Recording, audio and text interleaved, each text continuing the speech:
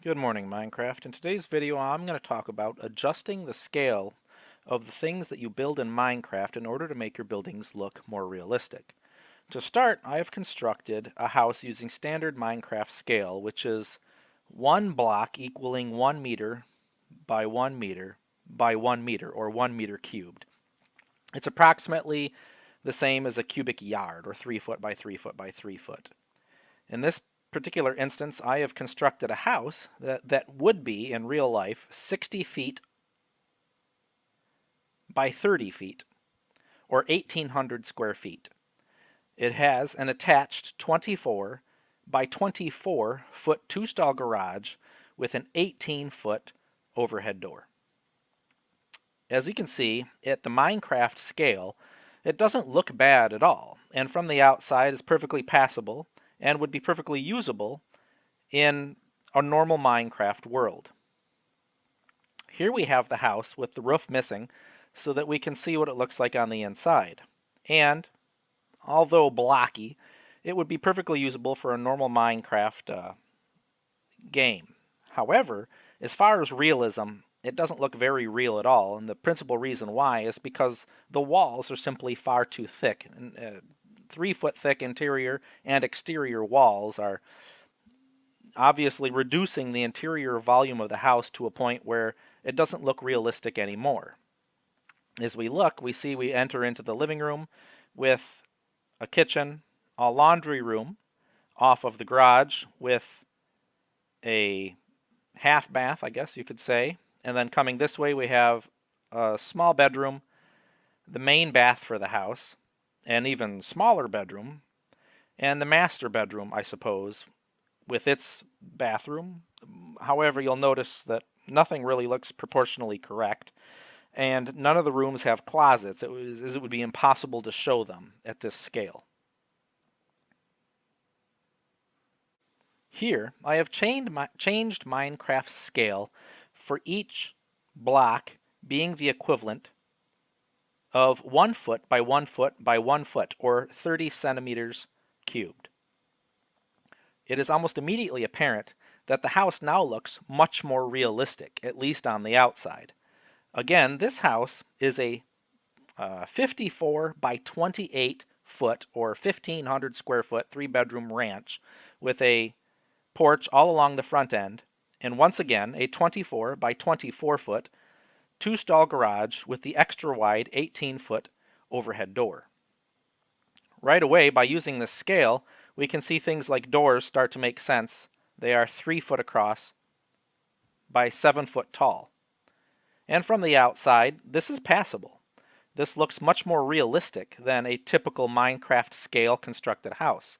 However, as I continue to zoom out around my test world where I build various contraptions, you can see that it is significantly out of scale compared to normal Minecraft construction.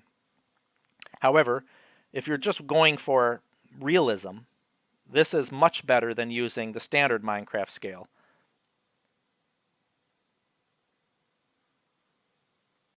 Here we see the same ranch, now with the roof removed. Again, it is 54 feet by 28 feet for a total of 1,500 square foot. The 24 by 24 foot attached garage with a door leading into a mudroom, I suppose, into then a galley-style kitchen with a door leading to the back side of the garage.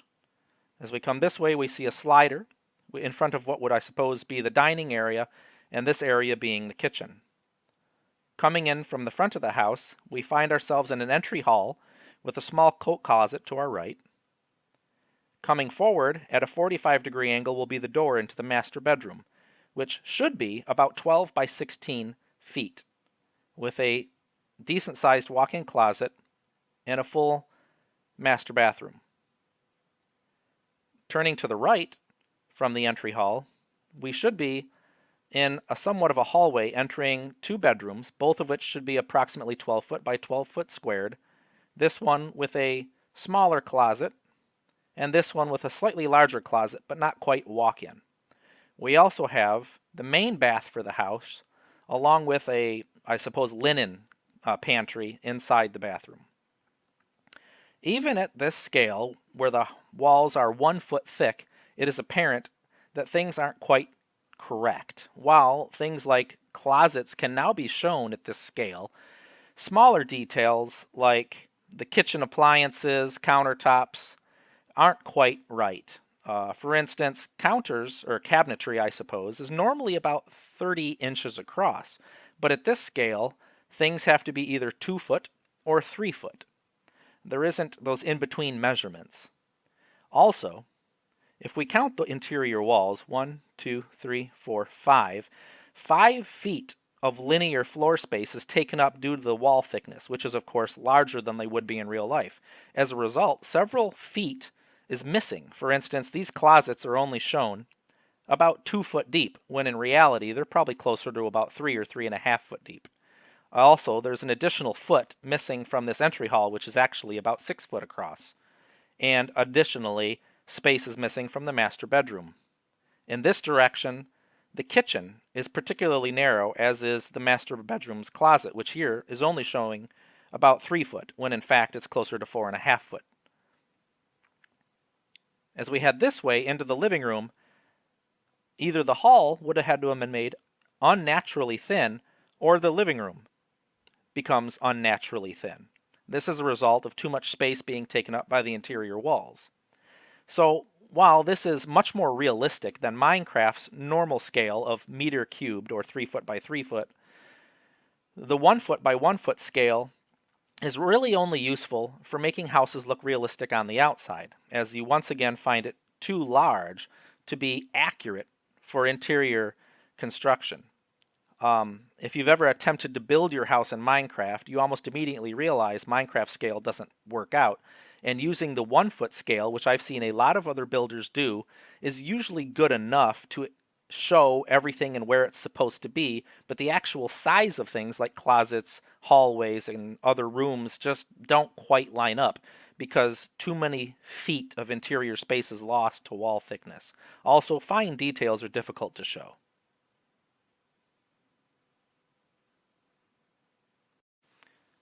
By taking a normal Minecraft block and reducing its scale further to 6 inches by 6 inches by 6 inches, or 15 centimeters by 15 centimeters by 15 centimeters, it makes the 1 foot scale look large by comparison, and the original Minecraft scale gigantic. The 6-inch scale is actually one of the best scales to actually use for constructing things in Minecraft. By reducing the original block to that size, houses' internal dimensions become almost the same as they are in real life. This is because a standard thickness interior wall in North America is constructed using a 2-inch by 4-inch piece of pine and 2 half-inch drywalls, pieces of drywall on either side, or 5/8 drywall on either side. That gives interior walls an overall thickness of around 5 inches, which is extremely close to the scale we're using, which means interior walls are now accurately shown. Exterior walls are also only marginally thicker than this, and so therefore at this scale it works for both interior and exterior walls. When using this scale, smaller details are readily apparent. For instance, the mechanical chase from the furnace room in the basement is now visible. Things like window sills and door sills are also visible, and areas like hallways are shown the correct width. Also, since we're using 6-inch blocks, things that are 30 inches, like cabinetry, the width of cabinets, pieces of furniture, they're now going to be accurately represented. I'm going to use this house as an example, since this is a real house that someone asked me about as a contractor. The individual came to me with this house, which is 48 feet long by 24 feet deep, for a total of 1,152 square feet. The house, as it was laid out, there was no garage, although there was supposed to have been one, so the customer parks here and usually enters through this back door into a narrow galley kitchen. There is also Additionally, the standard front door, which leads directly into a relatively small living room. There is a very small coat closet immediately off the front door. Passing the wall into the kitchen, the dining table is required to sit directly in front of the slider, which leads into the backyard. There is also another, I guess, closet, but more like a food pantry directly off of this slider. And entering into the hallway, you also have another small closet. The stairs going down, the basement is partially finished. As we head down into the basement, we see about 1/3 of the basement is finished into a large L-shaped living room. There additionally is a door leading up a set of stairs to ground level. Through this door is part of the unfinished basement where the original washer and dryer remain. And continuing down the hallway, we have a standard 8-foot long by 5-foot 3-piece bathroom. Opposite that, we have the first of the 3 bedrooms with a relatively small closet.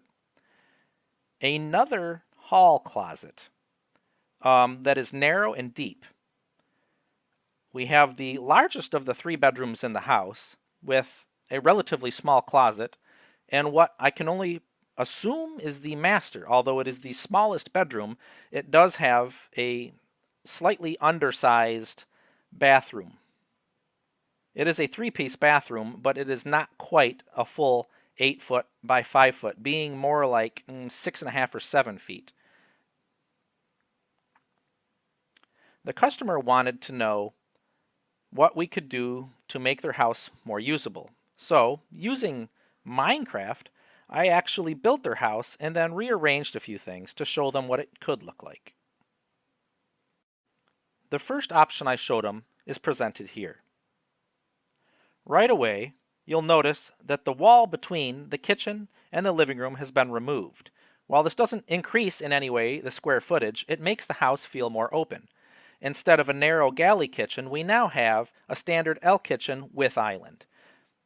At this scale, things like countertops, the grills, 36-inch refrigerators, 30-inch in-wall ovens, dishwashers, sinks, and cabinets can now be accurately represented.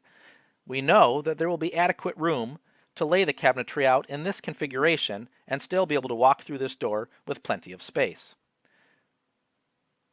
Additionally, by removing both of these closets, the dining table can move over and not be directly in front of the slider leading into the backyard. Some shelving on this wall will provide additional storage in this kitchen.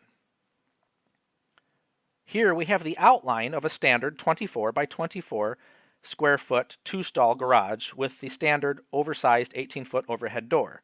If the customer opts for this garage, this window will be removed.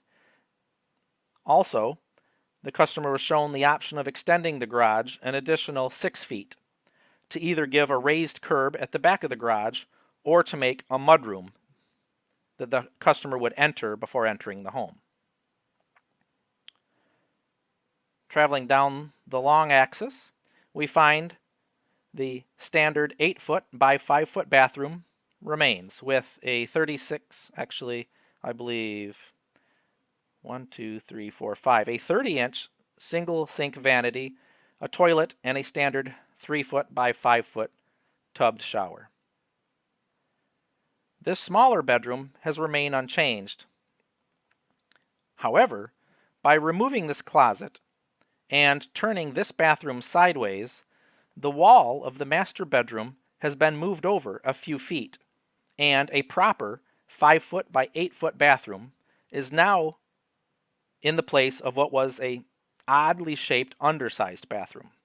Additionally, since this bedroom was larger than it needed to be, space was taken from it to build his and her closet in the master bedroom.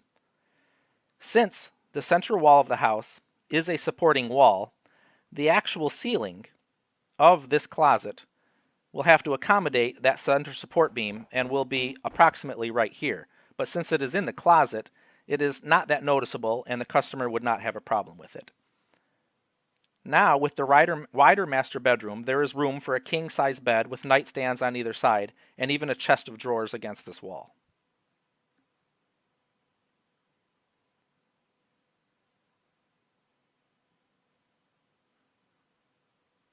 While the customer liked the first design, one of the problems not addressed by the design was the lack of overall space in the home.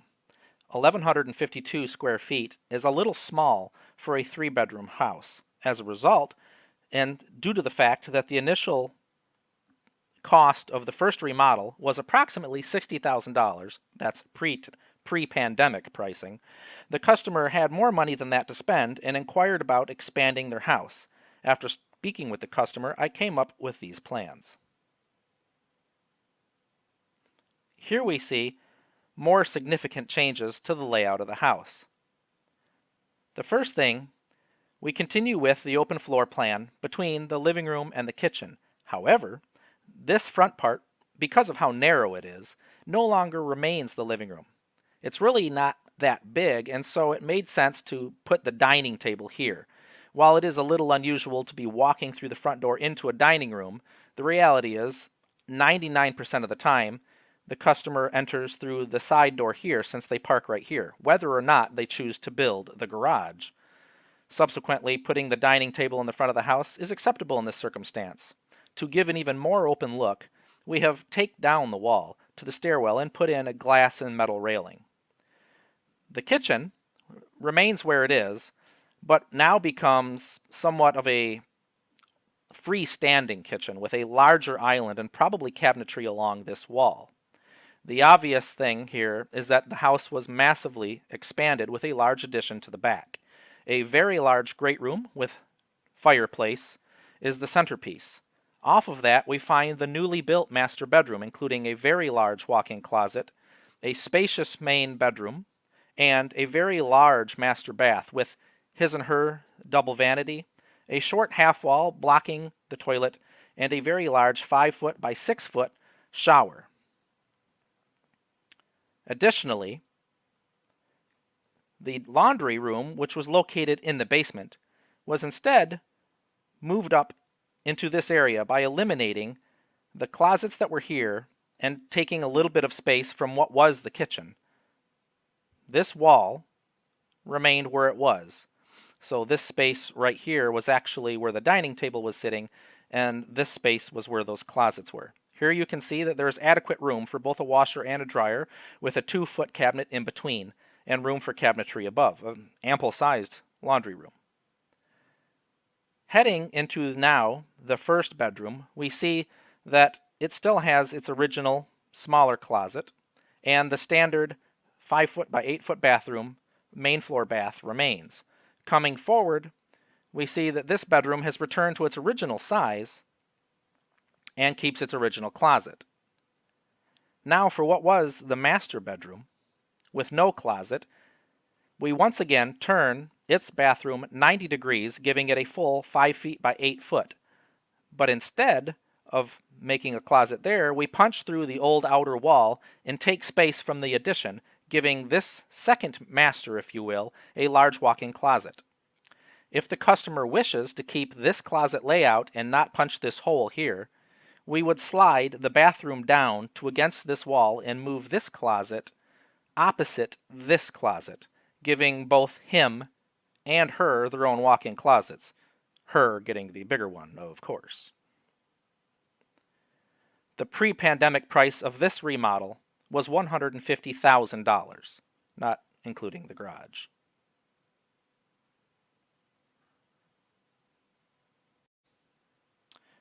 Being that the second option was a little out of budget, I returned with the customer with a third option. Again, we see that we have returned to the kitchen from option number 1. However, we now see that the garage has been constructed for scale and that a entry mudroom with a hall tree for taking your shoes on and off and hanging your coats, and a large pantry. Additionally, the laundry room has been moved into this 6-foot space behind the garage. The garage has been moved forward 2 additional feet, giving slightly more width in this area, leaving plenty of room for a washer and dryer with plenty of cabinetry for storage and a table for folding or more cabinetry if that's what the customer deems needed most. Coming into the kitchen, we once again have the new layout. However, the dining room will remain there by removing those closets and not moving the laundry room there because it is now over there. This means this now all becomes living room space since there will be no table in this area. Additionally, this bedroom has been given both of these closets. The reason is because the third bedroom has been eliminated from the upstairs. This now becomes the master, and what was the other part has been completely reformed into an extremely large walk-in closet and a very nice bathroom with his and her sinks, a standard 3-foot by 5-foot tubbed shower, and a private toilet room. The space where the third bedroom went has been moved downstairs. So we come down the stairs and find that this space has been finished. Now, what was an unfinished basement into a finished room that has been made legal by the inclusion of an egressible window under standard building code. A closet, a large walk-in closet, is provided. Additionally, passing through the finished living room, which has always been there, into the original laundry room, we see that a standard 5-foot by 8-foot 3-piece bathroom has been added to the spacious laundry room, providing an additional bathroom on the lower floor. This option existed in all the existing options, but would be most needed now, since due to the entry from the side of the house, there's a stairs going up the side of the house, this downstairs could actually be made into a single bedroom rental unit to generate income. And in fact, could have been done in any of the other additional versions as well. Needless to say, this is the version the customer liked the most. The cost was $80,000, and again, that is very much pre-pandemic pricing.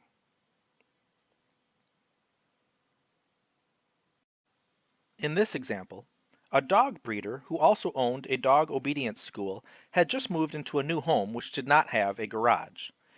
Needing a space to park their vehicles and also a place to house the dog obedience school and have more storage, the customer asked me about garages.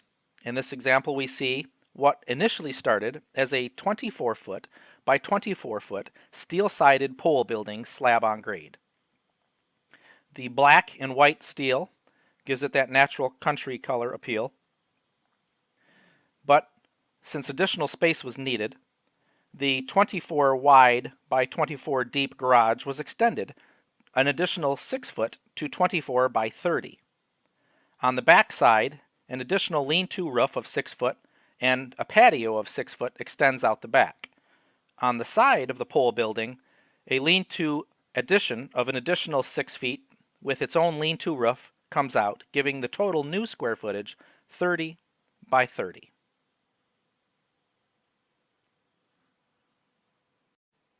Entering the structure, we see that the additional 6 foot of depth is used for 5 freestanding dog kennels. Additionally, doggy doors leading through the exterior back wall provide space for the dogs in their own private dog runs. Part of which is on concrete and under the cover of roof to keep the dogs out of the elements on inclement days, but plenty of grassy areas for the dogs to do their business. The small addition, the 6 foot coming off the side at 6 foot by the full length of the house, the structure now 30 feet, provides 2 nurseries for pregnant bitches and their pups. Additionally, they each have a man door leading into a larger yard where the mother and pups can play and do their business. We see a pair of washer and dryer and some shelves in the main room, which doubles as both parking space for the customer's 2 cars and also an indoor area for holding dog obedience classes when the weather is inclement. Here we see through the man door a small space leading to an additional storage room or small closet. The customer requested a wash basin in this room, and it is almost immediately apparent that there is a conflict in space. There can't be a table next to the wash basin, as there would be no way to get past to get into the closet. So it is immediately apparent a redesign of this area will be necessary. Overall, though, the customer was very pleased with the layout and the design.